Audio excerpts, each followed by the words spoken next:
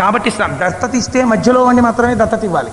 అందుకని చెప్పి నేను మధ్యలో పుట్టాను కాబట్టి అటు అమ్మ పట్టించుకోలేదు, ఇటు నాన్న పట్టించుకోలేదు, నన్ను ఇదేంటి ఆ యజ్ఞంలో నన్ను పశువు కింద అమ్మేశారు. అందుకని నన్ను తీసుకుపోతున్నాడయా రాజు, నన్ను బలిచ్చేస్తాడు, నువ్వు నాకు మేనమా అవుతావు, రక్షించమన్నాడు. ఉన్నవాడు ఊరుకున్నాడా? తన కొడుకుల్ని పిలిచి అన్నాడు, రే పాపం వాడు ఏడుస్తున్నాడు రా, వాడి బదులు మీరు ఎవరైనా వెళ్ళండి అన్నాడు. అంటే వాళ్ళు అన్నారు, ఇది ఎక్కడ విచిత్రం నాన్న, ఎవడైనా తన కొడుకుల్ని తాను రక్షించుకుంటాడు, నువ్వేమిటి ఊళ్ళో వాళ్ళ అబ్బాయిని రక్షించడానికి మమ్మల్ని వెళ్ళమంటావు ఏమిటి, యాగ పశువు కింద. ఇది ఎలా ఉందో తెలుసా? ఇది కేవలం ఏదో మంచి భోజనం వదిలేసి కుక్క మాంసం తిన్నట్టుంది అన్నారు వాళ్ళు గబుక్కుని. అంటే ఆయన అన్నాడు, శ్వమాంసనియతాహ రాముష్టికా నామ నిర్ఘృణాహ అన్నాడు. ఉరే మీరు కుక్క మాంసం తినేవాళ్ళై పుట్టండి రా అన్నాడు.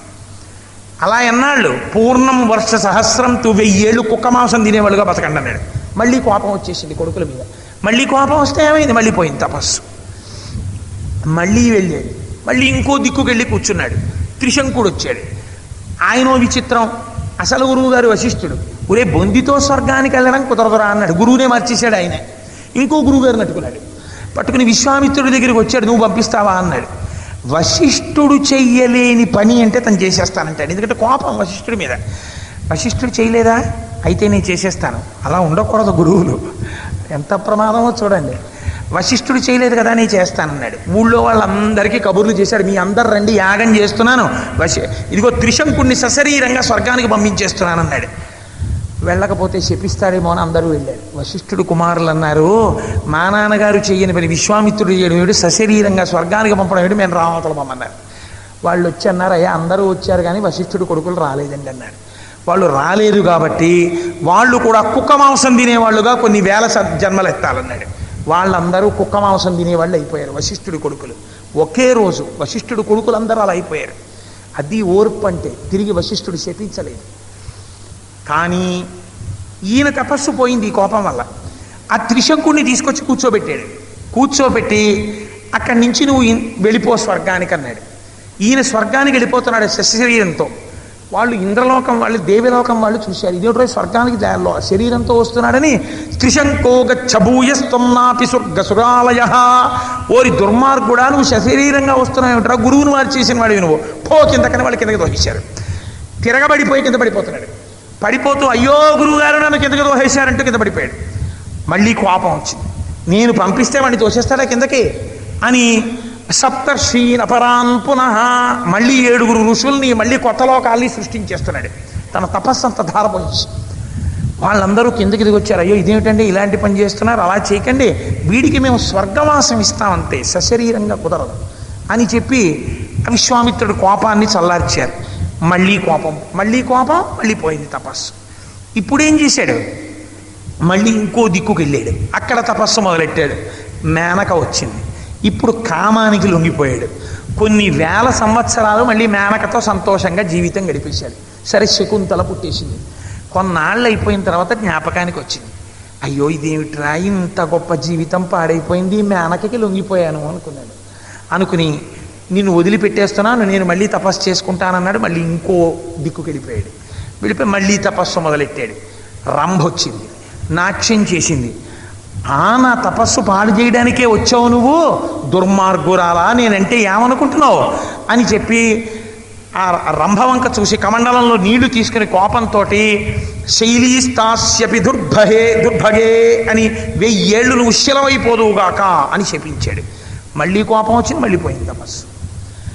మళ్ళీ వెళ్ళాడు, మళ్ళీ తపస్సు మొదలెట్టాడు. మళ్ళీ తపస్సు మొదలెడితే బ్రహ్మగారు వచ్చారు. నువ్వు రాజర్షివి, నువ్వు మహర్షివి అయ్యావంతే అన్నాడు. దేవర్షిని కాలేదా, మహర్షిని కాలేదా అన్నాడు. ఋషివి అయ్యావంతే.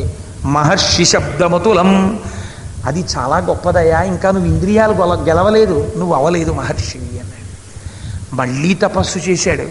10,000 సంవత్సరములకు ఒక్కసారి ఒక పిడచ తిందామని బయటికి వచ్చాడు. ఒక్క పిడచ అన్నం తినబోతున్నాడు. ఇంద్రుడు వృద్ధ బ్రాహ్మణ రూపంలో వచ్చి ఆ కబలంతలకి పెట్టమని అడిగాడు. గుర్తించాడు వచ్చినవాడు. ఇంద్రుడు వచ్చాడు, ఇన్ని వేల సంవత్సరాల తర్వాత నేను ఒక్క ముద్ద తినబోతే ఆ ముద్ద కూడా పుచ్చుకోవడానికి ఇంద్రుడు వచ్చేసాడని. ఏ బాధ లేకుండా అంతటా బ్రహ్మమును చూస్తూ ఇంద్రుడికి ఆ కమలాన్ని పెట్టేశాడు. ఇలా పెట్టేయగానే ఒక్కసారి చతుర్ముఖ బ్రహ్మగారు ఋషులందరితో కలిసి దర్శనమిచ్చాడు. బ్రహ్మర్షి అని పిలిచాడు. పిలిస్తే పొంగిపోయాడు. మీ అందరూ పిలవడం కాదు, నన్ను బ్రహ్మర్షి అని వశిష్ఠుడు పిలిస్తే ఒప్పుకుంటానన్నాడు. వశిష్ఠుడి దగ్గరికి వెళ్ళి చెప్పారు, ఏమండి మీరు బ్రహ్మర్షి అని పిలవాలన్నాడు. అంటే వశిష్ఠుడు అన్నాడు, నాకేమిటి బాధ, ఆయన అంత సాధన చేసి అంత తపస్సు చేసి బ్రహ్మర్షి అయ్యాడు, పరమ సంతోషంగా బ్రహ్మర్షి అని పిలుస్తాను అని వశిష్ఠుడు వచ్చి బ్రహ్మర్షి స్వాగతం తేస్తూ అని స్వాగతం బ్రహ్మర్షి అని పిలిచాడు.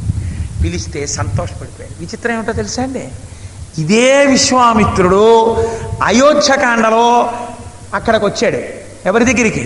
దశరథ మహారాజు గారి దగ్గరికి వచ్చి ఆయన అడగకపోయినా కోరికలు తీరుస్తానంటే నిన్నటి రోజున మీకు చెప్పాను, ఒక్క శాపం ఇవ్వలేదు, బ్రహ్మర్షి అయిపోయాడు. ఇప్పుడు అయిపోతే వశిష్ఠ మహర్షి ఆయన గురించి ఏమని చెప్పాడో తెలుసా అండి, మీరు ఎర్రసిరాతో అండర్లైన్ చేసి చూడాలి, అది రామాయణం అంటే, అది ఓర్పు అంటే. వశిష్ఠుడు అన్నాడు, ఈయన ఎవరో తెలుసా విశ్వామిత్రుడంటే, ఏష విగ్రహవాన్ ధర్మ దశరథ, ఈయన పోతపోసినటువంటి ధర్మము.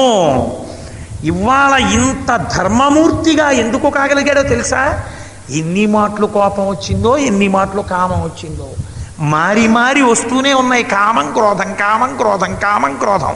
అందున క్రోధం ఎక్కువ. క్రోధం వచ్చినప్పుడల్లా ఓర్పు పోయింది, ఓర్పు పోయినప్పుడల్లా శాపాలు ఇచ్చాడు, శాపాలు ఇచ్చినప్పుడల్లా తపస్సు పోయింది, పోయినప్పుడల్లా మళ్ళీ తపస్సు చేశాడు. కానీ లంకె ఎవరితో పడింది? ఈశ్వరుడితో పడింది. పడ్డంలో ఈ క్రోధం అంతా ఏమైంది? సాధన అయిపోయింది. ఈ సాధన అంతా ఏమైపోయింది? బ్రహ్మర్షిత్వానికి తీసుకెళ్ళిపోయింది. కాబట్టి నీకు కోపం ఉన్నా కూడా ఎవరి మీద చూపించడం నేర్చుకుంటావో తెలుసా? ఈశ్వరుడి మీద చూపించడం నేర్చుకో, ఆయనకే చెప్పుకో. అందుకే మీరు చూడండి, మహాభక్తులైనటువంటి వాళ్ళ జీవితాల్లో చిత్రమైన సంఘటనలు ఉంటాయి. రామదాస్ గారు అంటాడు, ఏదో రామునకు చేయిస్తి బంగారు పతకము రామచంద్ర, లక్ష్మణునకు చేయిస్తి బంగారు మొలతాడు రామచంద్ర అని చెప్పి, ఏమి ఇవన్నీ మీ తండ్రి దశరథ మహారాజు చేయించనా రామచంద్ర, లేక నీ మామ ఆ జనక మహారాజు చేయించనా రామచంద్ర, ఎవడబ్బా సొమ్మా నీ కులుకుచ్చు తిరిగేవు రామచంద్ర అంటాడు.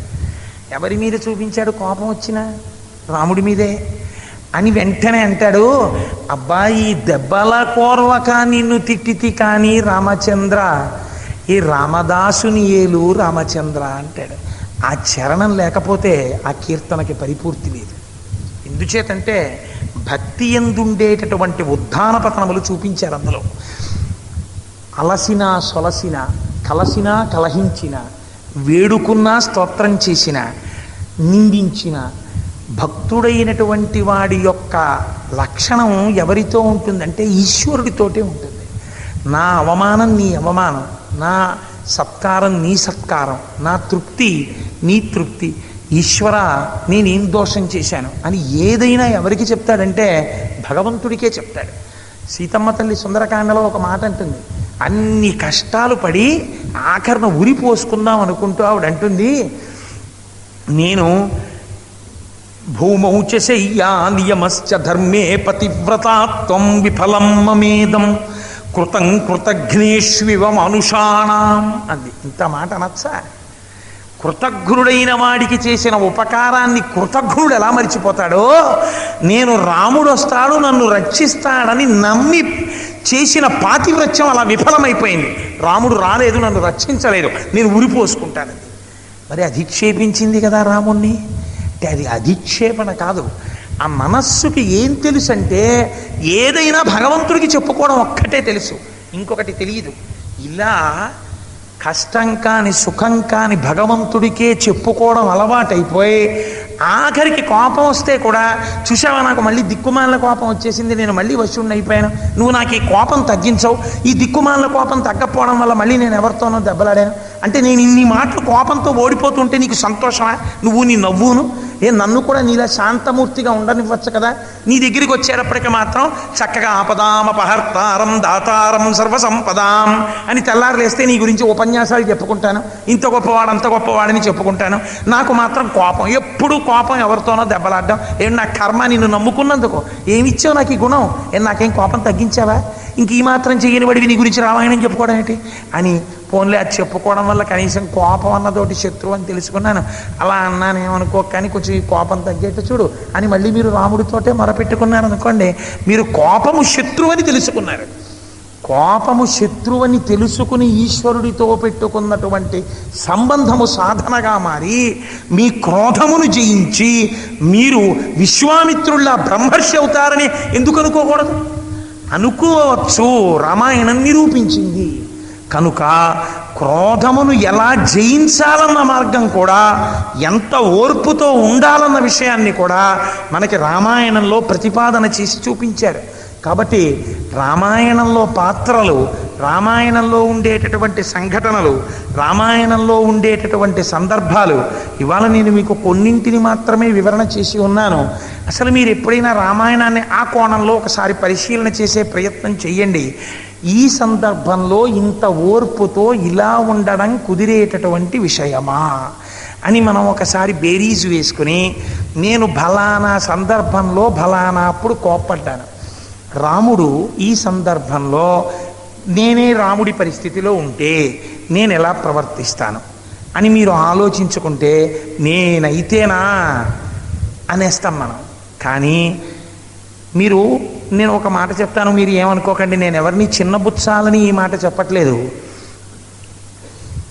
తన ఆఫీస్లో ఫైల్ మీద సంతకం పెడితే కట్టల డబ్బుల లంచాలు వచ్చేటటువంటి సీట్లో ఉన్నటువంటి అధికారి లంచం పుచ్చుకోని వాడైతే ఆ వ్యక్తి అవినీతిపరుడు కాడు అని చెప్పాలి. అంతేకాని ఇంటికెళ్ళి అడిగినా కూడా ఎవడు 5 పైసలు ఇవ్వని సీట్లో ఉన్నవాడు అవినీతిపరుడను కాను అని చెప్పుకుంటే ఎలా?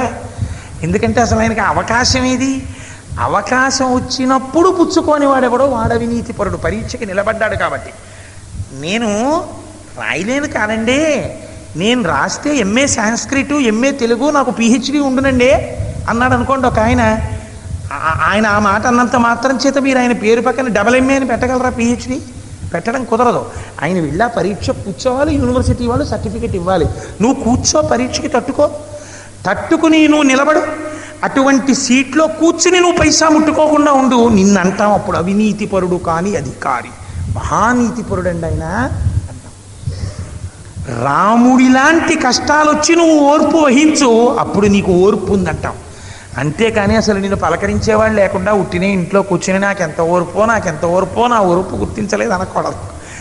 సందర్భము వచ్చినప్పుడు మీరు క్రోధమునకు వశులు కాకుండా మీరు ఉండగలిగి మాట్లాడగలిగితే, మీ చిత్తము నైర్మల్యముతో కూడి ఉంటే ఆనాడు మిమ్మల్ని మీరు నేను ఓర్పుకు దగ్గరగా ఉన్నాను అని అనుకోవచ్చు.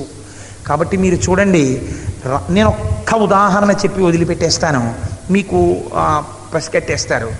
రామాయణంలో సీతమ్మ తల్లిని తెచ్చుకోవడానికి, నిజంగా సీతమ్మ తల్లిని తిరిగి తెచ్చుకోవడం ఒక్కటే రాముడి ప్రయోజనం అనుకోండి.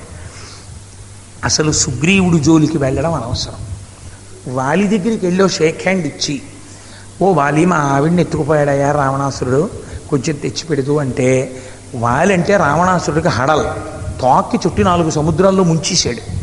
అందుకని ఇక్కడ కొండెక్కి ఒక ఏకేశాడు అనుకోండి, ఒరే దశగ్రీవా సీతను పంపే, వాడు వెంటనే పుష్పవిమానం ఎక్కించి పంపించేస్తాడు. ఇదిగో తీసుకెళ్ళిపో అంటే, చాలా థ్యాంక్స్ అండి అని పంచల్సా పెట్టేసి ఆయనకి సీతమ్మని తీసుకుని వెళ్ళిపోవచ్చు. ఇదే అడిగాడు వాలి, ఎందుకయా సీతమ్మ కోసం సుగ్రీవుడి దగ్గరికి ఎందుకు వెళ్ళావు, సుగ్రీవుడిని ఎందుకు పట్టుకున్నావు, నా దగ్గరికి వస్తే నేను తెప్పించనా సీతమ్మని అన్నాడు. అంటే రాముడు ఏమన్నాడో తెలుసా అండి, నీ బతుకే బాగులేదు, తమ్ముడు బ్రతికున్నాడని తెలిసి తమ్ముడి భార్య రుమని నీ భార్యగా స్వీకరించి అధర్మమునందు నువ్వున్నావు, అధర్మమునందున్న వాడిని నిగ్రహించడమే తప్ప వాడి వలన ఉపకారాలు పొందడం నా లక్ష్యం కాదు. అందుకని ధర్మాత్ముడైన సుగ్రీవుడితో నేను చెలిమి చేశాను. ఓర్మి అంటే ఎలా ఉంటుందో మీరు రాముణ్ణి చూడాలండి. కిష్కింధకాండలో ఎన్ని పరీక్షలు పెట్టాడండి. ఎంతటి రామచంద్రమూర్తి నిజంగా మహానుభావుడు. ఒక టంకారం చేసి పడగొట్టగలడే కొన్ని వేల మందిని. అటువంటి రాముడిని తీసుకొచ్చి నువ్వు నేను ఇవాళ నుంచి స్నేహితులమని ఒక కొమ్మ కొట్టి పడేసి దాని చెప్పి ఆయనతో సమానంగా కూర్చుని అగ్నిహోత్రం వెలిగించి ప్రదక్షిణం చేసి స్నేహం చేసుకుని ఆ తర్వాత అనుమానం, నీకెందుకయ్యా అగ్నిసాక్షిగా నేను ప్రమాణం చేస్తున్నాను, నీ అన్న వాలిని చంపేస్తానన్నాడు. అంటే మా అన్నయ్య వాలిని చంపేస్తా అన్నావు, నాకు ఎంతో సంతోషంగా ఉంది, కానీ ఓసారి అలా వెళ్ళొద్దాను రా అని తీసుకెళ్ళాడు రాముడిని. ఎందుకు తీసుకెళ్ళాడు?